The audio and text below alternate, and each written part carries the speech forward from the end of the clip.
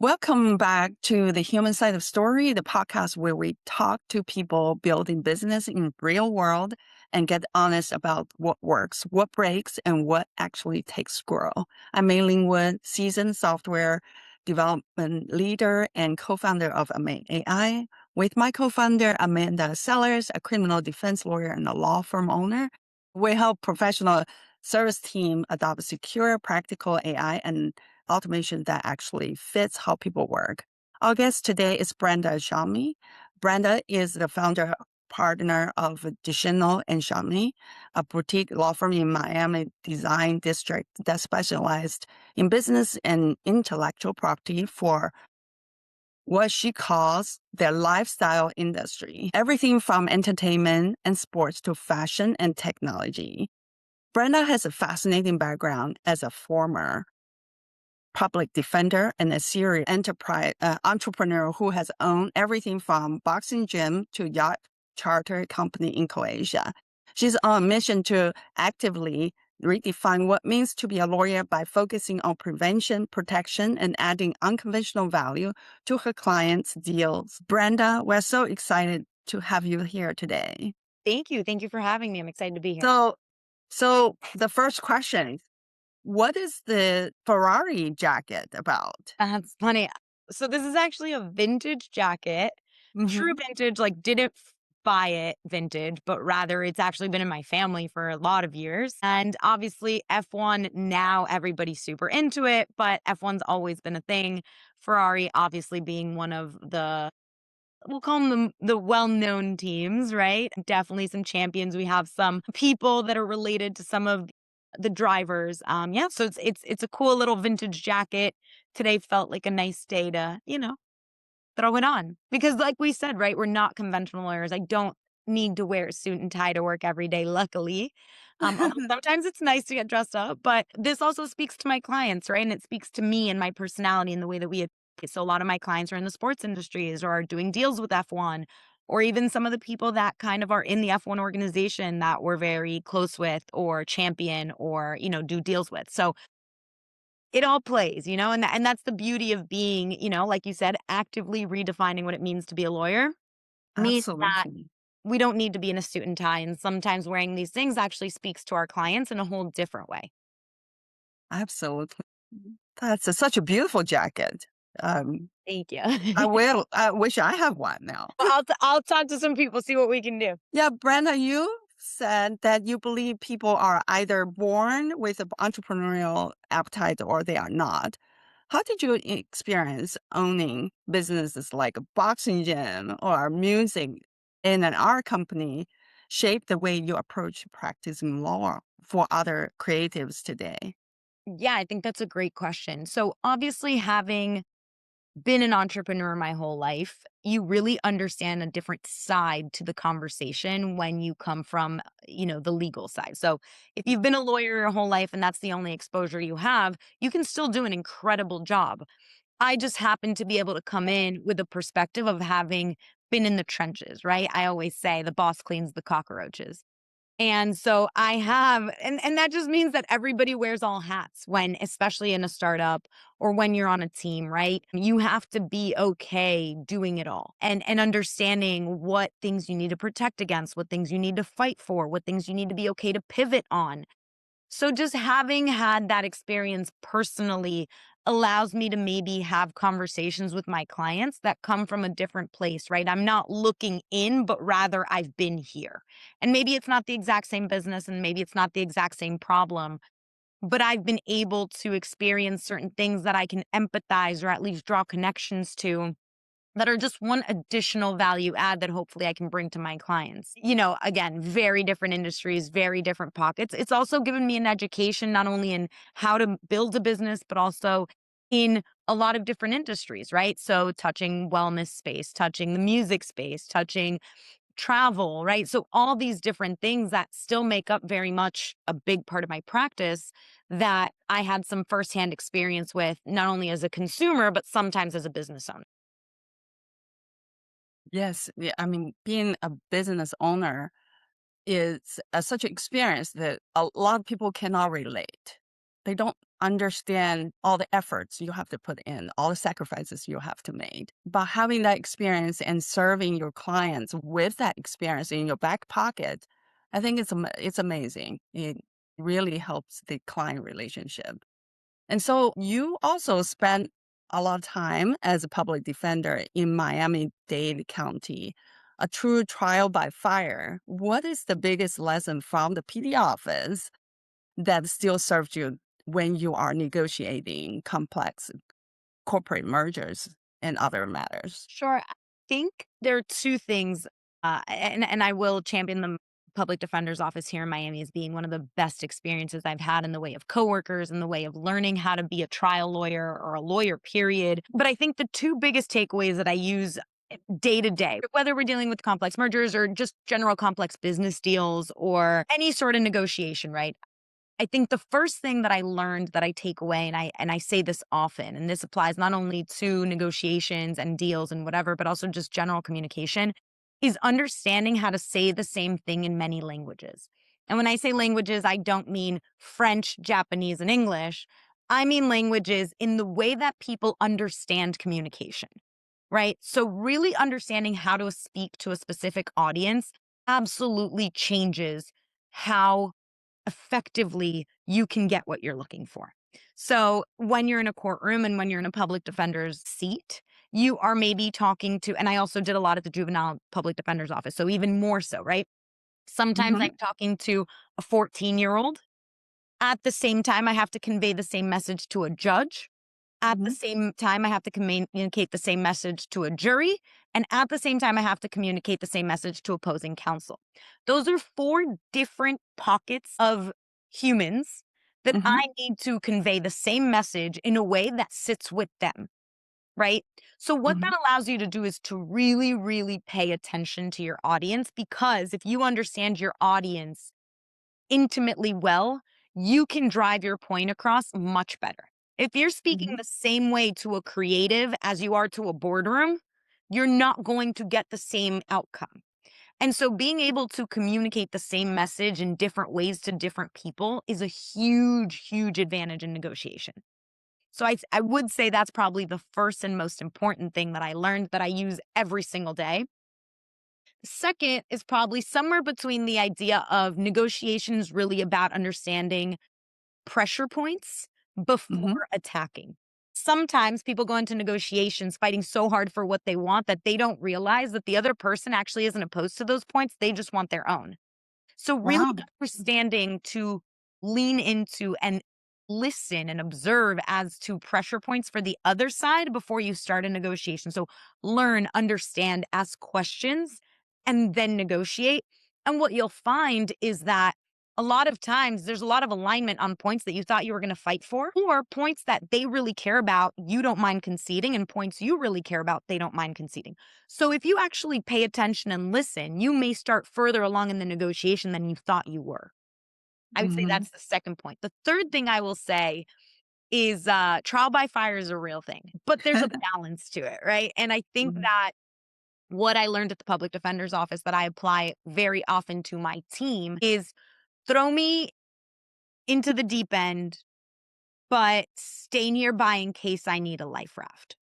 Right? And so what I do as a team leader with my associates and with my team is I do oftentimes when I think it's appropriate, we'll throw them into the deep end, but I'll still be close enough to throw you a life raft. And I think that that distinction versus like fake it till you make it and trial by fire and all of that is great, but you still need some leadership, you still need some guidance, you still need to know that you can reach out and somebody that hopefully knows what they're doing is close enough to support you in what you need.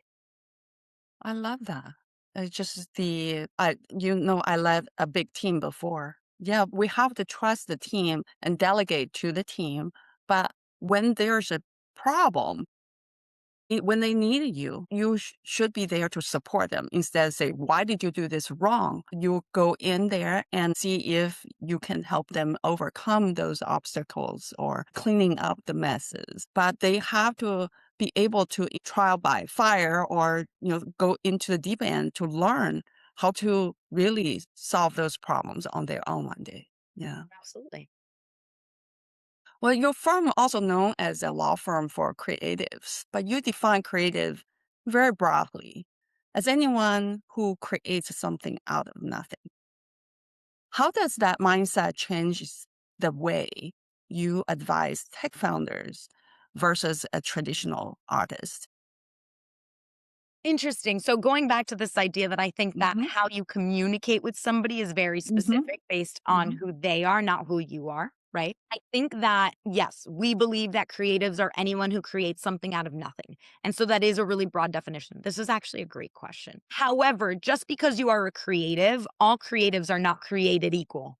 And what I Hmm. mean by that is that maybe a tech founder understands, communicates, and has different pressure points than a fine artist, right? And so while we can call both of those people creatives, what mission they're trying to accomplish may be very different. What things they really care about may be very different.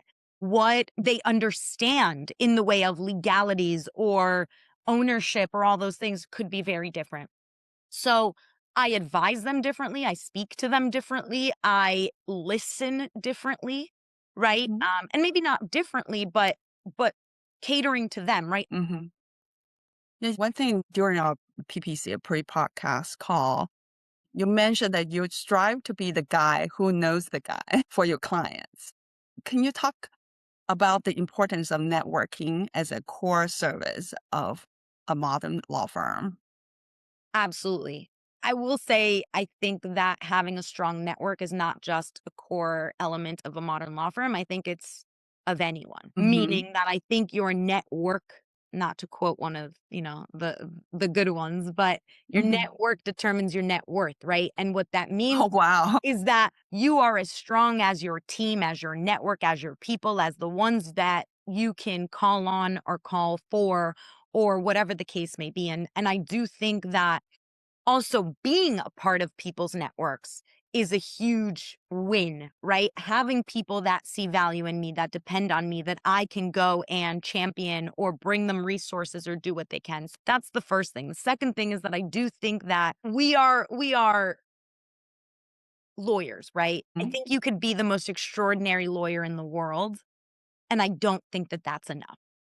And while I think that we are phenomenal lawyers, I think we'd be selling ourselves short to not be true team players for our clients. And being a team player means bringing additional resources, connections, ideas, creative solutions. And again, being the guy that knows the guy puts you in a seat where now there's an add value that you're not even paying for that Mhm. may be extraordinarily beneficial to you. And the only way that that happens is if you and I are connected in some way, right? And my network becomes your network. And now the value that I bring is so much more than the piece of paper that I give you to go beyond your. Now it's, oh, wow, she gave me this piece of paper. She understood my goals in a bigger sense. And then she connected me with somebody that brought a deal, that did this, that did that, whatever.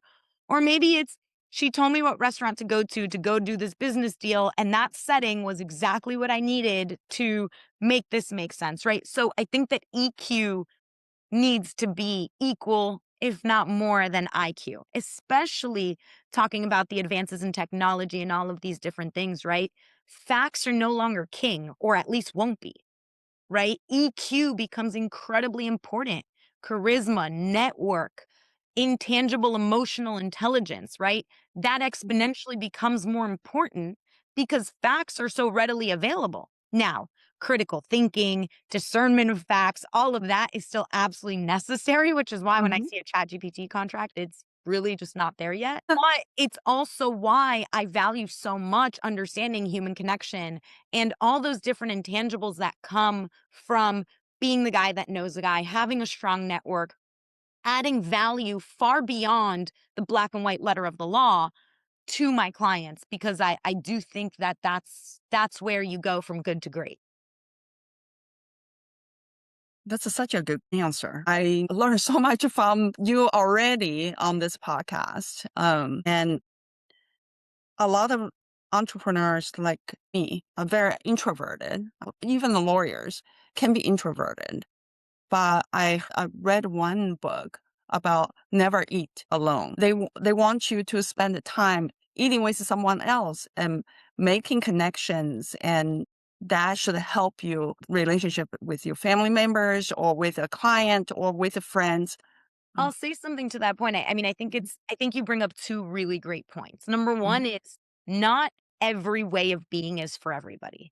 mhm, You do need to sit into your truest self. So I just happen to be an extroverted person. I love human connection. It is by far the thing that fulfills me the most, irrespective of business, irrespective of anything, right? And so for me, this is where I can lean into my strengths. mm, I don't think being introverted is a weakness. I actually think when it comes to human connections, sometimes it can be a strength because you're not looking for quantity, you're looking for quality. And so an introvert that feels comfortable will open a depth of a person that somebody that maybe is going a million miles an hour couldn't. So when I say your network is your net worth, or when I say your network is super important, that doesn't mean you need to know 100 million people necessarily. That's one way to mhm, do it.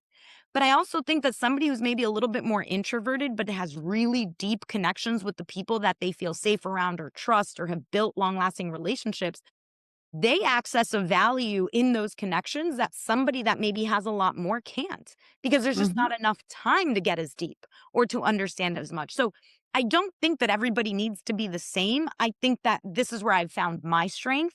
And I do think that there is value in leaning into what feels organic to you, right? I don't think an introvert needs to go and sit on top of the Empire State Building and things, right? Like it's just going to feel inorganic. Do I think sometimes we need to test out of our comfort zone a little bit? For sure. But I do think that there's also strengths in being an introvert because, again, you can reach a different depth. And to your other point, feeling a little bit of discomfort is not a bad thing, right? mm, And I mhm, do think that sometimes as an introvert, well, I have a lot of people that I'm very close with that are natural introverts, right? mhm, And I'll give you an example. When I went to Northwestern, I was a communications major as one of my majors. And we had a public speaking class. And in that public speaking class, it was all the communications majors, and they made the engineering majors take a public speaking class. They hated it. We loved it. Right. And they were like, why are we here? Who cares?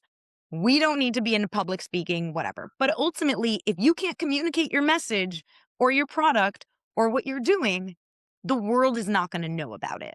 So I do think that introverts, in pushing themselves even a little bit out of their comfort zone and truly learning how to communicate with a broader audience, does have a necessary impact if they want their product to be known or their service or whatever it is. So I'll say all that to say that I don't think you need to change your personality ever. mhm, I think being uncomfortable has its wins. And I mhm. think that there's also some advantages in being an introvert that some extroverts may not be able to tap into. Yeah, so maybe we tap into our strength, Yep. but also try to be more open-minded and be a little bit uncomfortable and try something new once a while, right? Yeah. Yeah, so let's switch topic for a moment here. So in the pre-podcast, you also talk about the mundane, time-consuming tasks that every law firm faces. You've recently worked with a developer to build a custom CRM process for less than $1,000, which is amazing. What can you do with $1,000 these days? What was the specific pain point that finally made you stop trying the off the shelf software and go with the custom software? Sure. Again, in the beginning of this introduction, you said, our team is actively redefining what it means to be an attorney. It Mhm, also comes in the way that we interact with clients, mhm, specifically in the way that we interact with clients. And so not only is our speed different, not only is the communication different, the work processes are different, the outreach is different, the follow ups are different. So we have tried so many legal softwares that would work really well for litigation or maybe work really well for a very, methodical paced transactional practice. We touch so many different areas and so many different types of agreements. And we have our intellectual property section, we have our corporate section. We have the merger of those two worlds. We have licensing agreements and collaboration agreements and fundraising agreements that are contingent on licensing agreements. There's a lot of kind of everything feels custom to the client specifically because There is no business that's one size fits all, and there is no solution that's one size fits all if your lawyer's really understanding not only what you need right now, but what you need as a whole. Even internally, in the way of follow ups and processes and systems, whereas we may have a software that you can log things in and put notes, and it moves so slow, right? That that's time wasted. Those are dollars out the door. So if I have to spend 15 minutes inputting things into a system, those are 15 minutes I didn't bill, right? Those Mhm, are 15 minutes that I didn't speed something up for a client. So it mhm, just felt like I was constantly wasting time mhm, informing a CRM or informing a case management software. It wasn't quick enough where it was taking the right things. I do think, again, as AI continues to develop, it's able to pull more things. The problem with being a law firm is that you can't open source a lot of these things because of our confidentiality restriction. mhm, mhm. And so the only solution, at least right at this moment, was to create processes and using, things that pull automatically so that we're not sitting there like, has it been 3 days? Should we follow up with this person? Did this get signed? Because our bandwidth doesn't allow us, nor should we be using our bandwidth to figure out how many days since the last time we spoke to this person, or did this thing get signed, or what's missing here, or what. So it just wasn't fast enough. It wasn't limber enough. It wasn't flexible enough. And it required a lot of time on our end for it to work properly.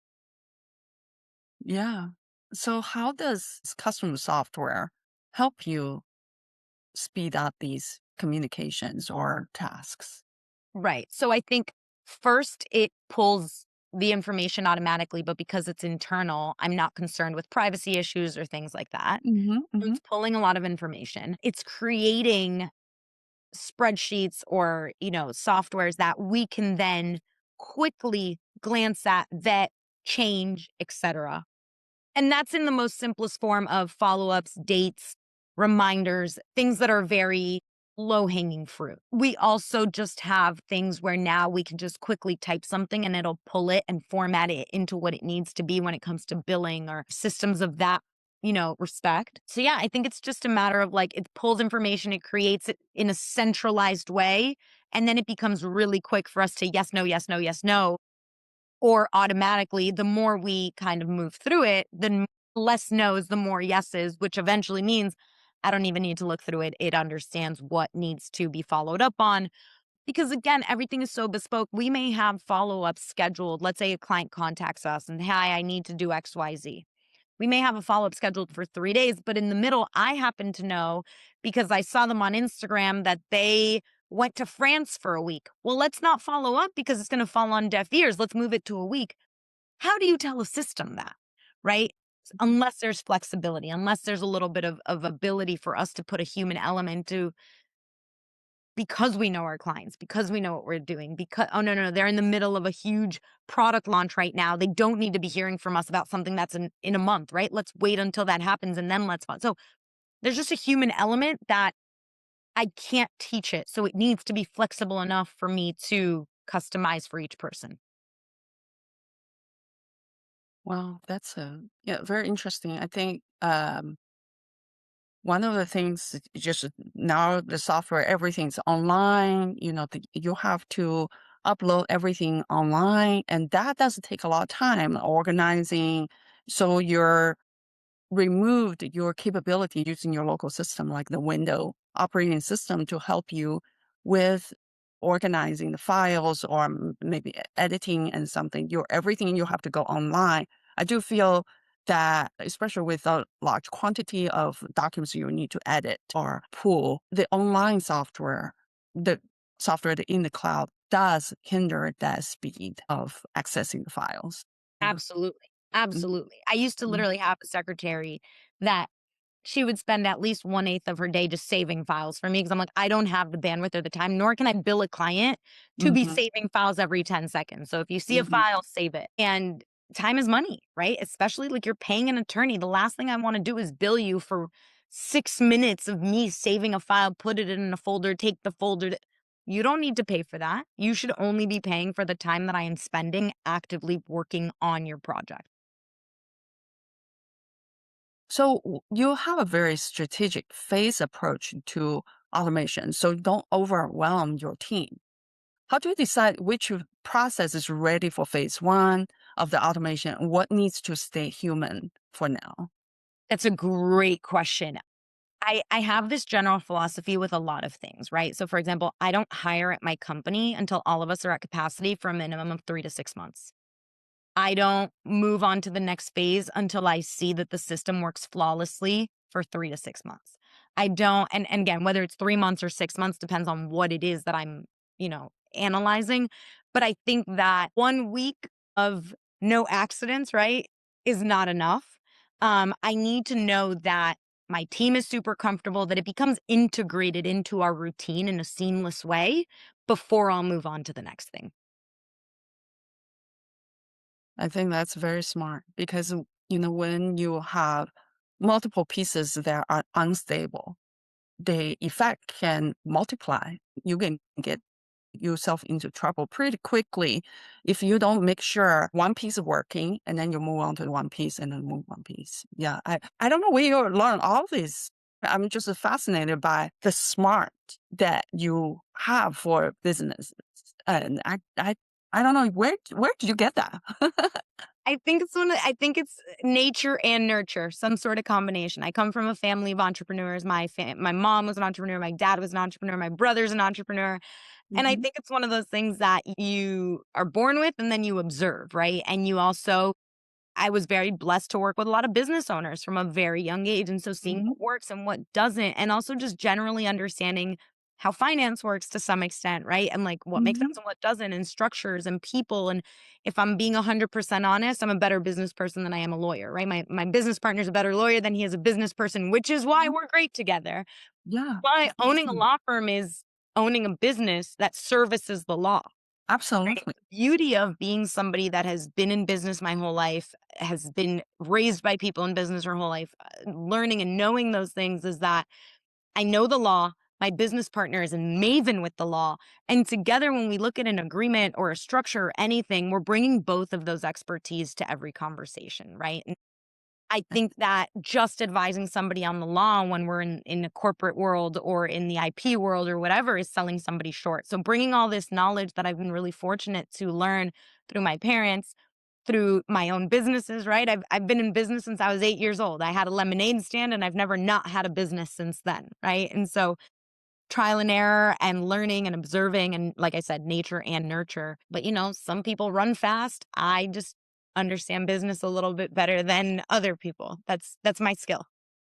So I love seeing the businesses have partners that complements each other. When two people can talk to each other and spark these ideas, and it's much more than one plus one. It really creates something that's phenomenal. How did you meet your partner? Great question.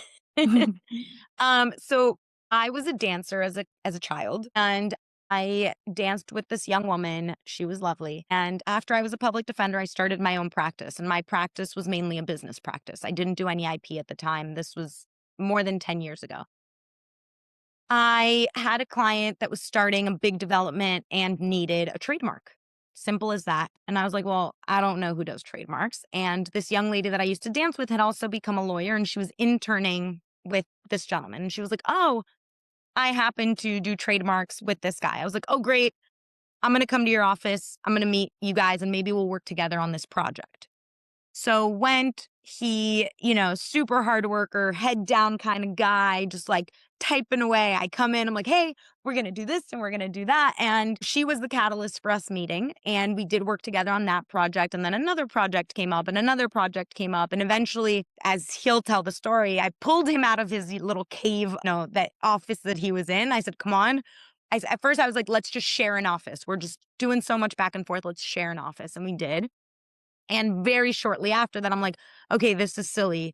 We're working together a lot. You have a ton of expertise. I was finding myself, I'm very much the type of person like, I'll get up, I'll go to your office. I'll be like, what do you think? Like, should we do whatever? I was finding myself doing so much of that. I'm like, this is silly. Like, we should join forces. And so we did.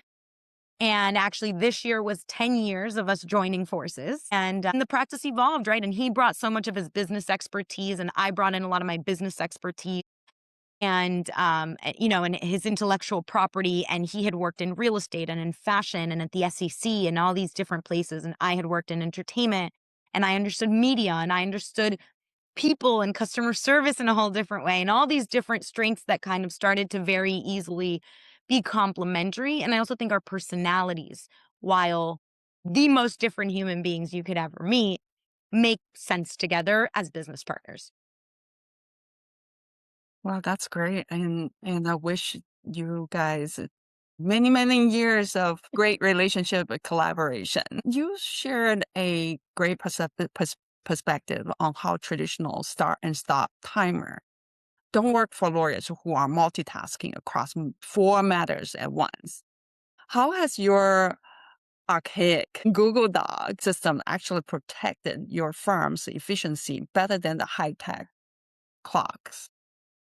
So this is such a good question because my sister-in-law used to be an attorney. She ended up leaving the law and now she's an interior designer, but she understands it very well. And she's always like, this is insane. Like, you guys are a very prominent law firm, whatever that may mean to her.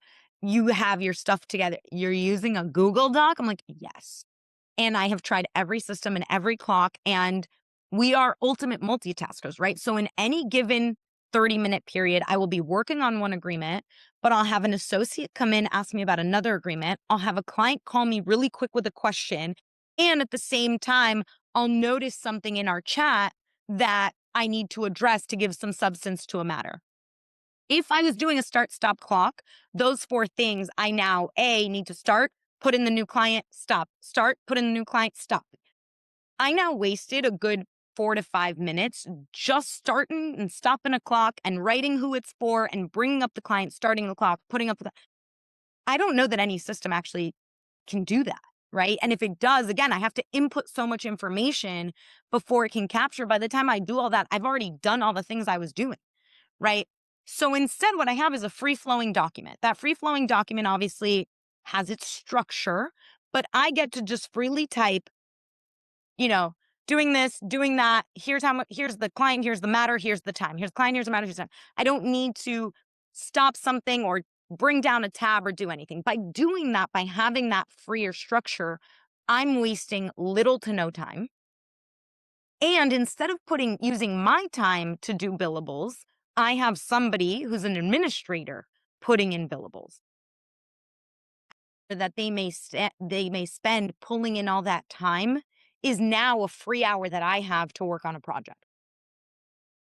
How smart is that? I It's think it's smart. I keep getting people saying this is outdated and archaic and makes absolutely no sense, but I challenge absolutely anybody to find a more efficient way to do it. Yeah, I mean, we've seen software that monitors your screen and can enter the time for you, but you still, like what you said, the situation that you described, there's no software can handle that, you know?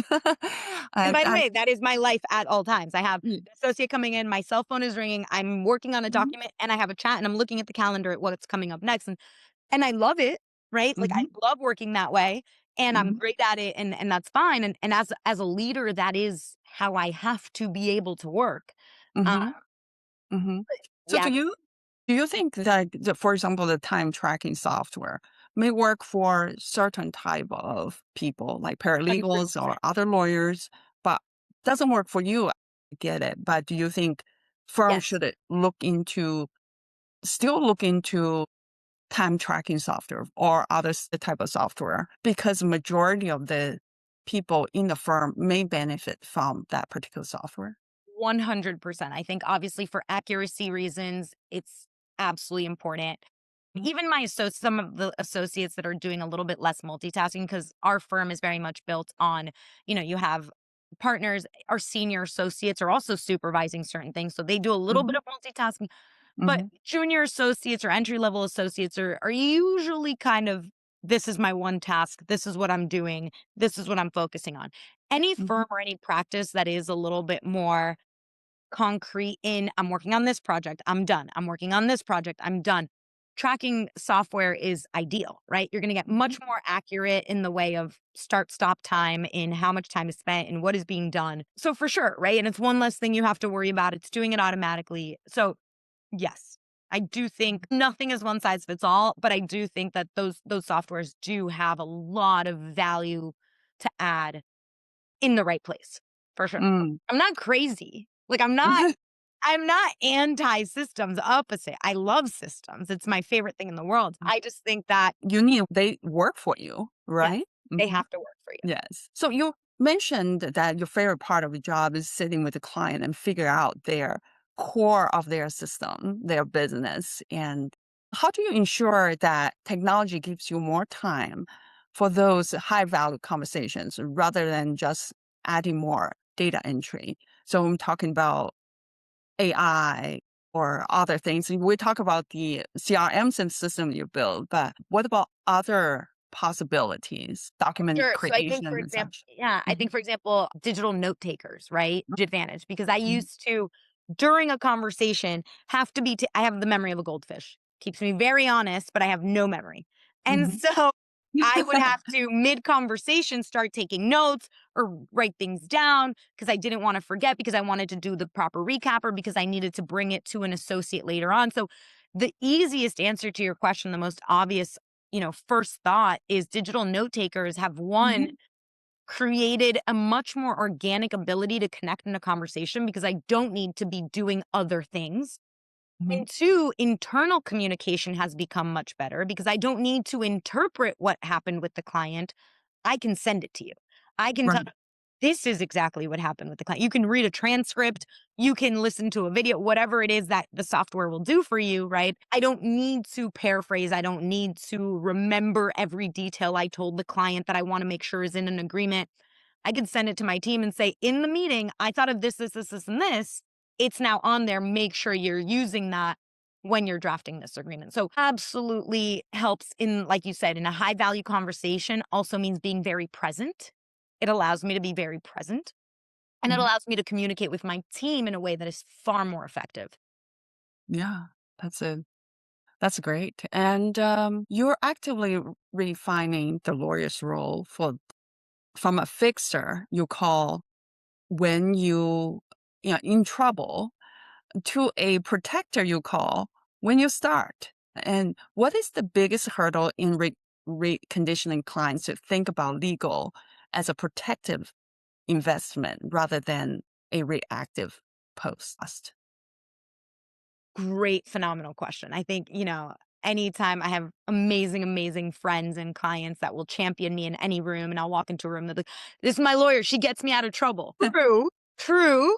However, I'd love for you to have things in place to not get in trouble, right? And reconditioning people to understand that, I always say this quote, and it comes from my dad, being cheap is expensive. And what I mean by that is that saving money on the front end will cost you a lot on the back end. So if you can have a great lawyer who's protecting you, not only from a legal point of view, but a structure point of view, a creative point of view, all the different ways, if you from the beginning have a really solid foundation in your business, you're not going to have to worry about a big lawsuit. You're not going to have to worry about somebody that stole your trade secrets. You're not going to have to worry about something that, do I own this? Do I not own this? You're not going to have to say, I built this huge brand and now somebody is trying to sue me for it, right? And so really understanding, and unfortunately, sometimes my best clients are the ones that have had to suffer through that in a Mhm. previous business, because suddenly they understand that there is no better money spent,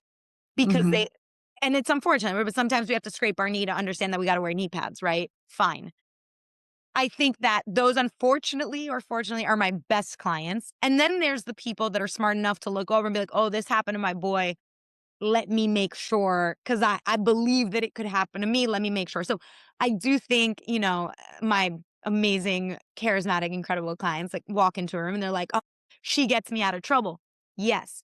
But also, she makes sure that I'm making the most money off of my deals. She makes sure that I'm protected and I own my stuff. She makes sure that I understand the structure of my business. All of that that is how I can bring a whole different level of value to your business, literally make you more money, right? Make you more significant, make you have more value in what you're doing. Bring me in from the beginning. It really is not only cost saving, but money driving if you do it right. Very well said. I've led several big transitions or transformations, and one of the tasks my boss, the president of the company, described it as the toothpaste is already The outside two the tube. Now you have to somehow put it back into the tube. So it's much, much more difficult. And if we can just make sure the toothpaste stays in the tube and we squeeze a little bit when we brush our teeth. So yeah, definitely I can see that it can save so much money, avoid those pitfalls and mistakes. So what's the next for you? What do you want to achieve in 6 to 2 years, 6 months to 2 years? That's a great question, and nobody likes this answer, but my answer is always the same, and it's just more, right? More. I think it's limiting to I think goals are great, but ultimately putting certain goals that are so concrete limits the endless possibilities of what you could do. And Hmm. so me and my business partner have this conversation all the time, and he's like, "Well, what goal do we want for this quarter?" And I'm like, "More." And he's, "Well, don't you want to put a number?" And I'm like, "No, God forbid we reach it and we could have done more." Right. So I say that in a really ethereal sense. And sometimes it's not about money, right? For me, when I say more, it's more of the dream clients that I get to work with, more growth for them and for us, more fulfillment in what I'm doing, more balance in my life, more all of these different things, right? And so when I say more, it's more of the things that fulfill me, that drive me, that keep us going, more quality team, more this, more that, etc., more efficiency, more processes that make sense and are in and work for us. And so the short answer, very short answer that I always say is, what do you want next? More. I have not heard of that. Yeah. You are truly unconventional. We always ask our guests this one question at the end. If you had a magic button that could instantly solve one of the bottlenecks, pain point, what would that be? Oh, this is great. I think it's what we're trying to resolve right at this moment, which is the idea of ensuring that nothing falls through the cracks, that no client is left unattended, that no follow up is left undone, that no agreement is left without a signature. It's this general net that I would have to ensure that we never lose track of the million and one things happening. I think it's that. And I think that's what we're working on, because if we are able to do that, the amount of headspace that that will free up for me and my business partner will allow us to do more. Yeah, and then it's a stress, definitely a stress. Just in the back of your head, what can we be missing? And that is a big cloud that probably hinders you from being more creative or more attentive to other clients, Yes, right? yes. Well, thank you, Brenda. Thank you for You having have me. It been was super fun. amazing. Tell our listeners, how can they find you if they need to Absolutely. have So our some website is www.dsmiami.com. My email is brenda@dsmiami. We have Instagram, we have all those fun things as well, but email, website, you can always reach out. Definitely mention this podcast if you guys find us that way. yeah, I would love to be your client one day. Can't wait. Wait, I'm sure we'll make it happen. Yeah. So all your information will be linked to the video on YouTube. So to our listeners, thank you for listening to the human side of story. Don't forget to follow and subscribe to our YouTube channel, and we will see you next time. Thank you. Bye bye.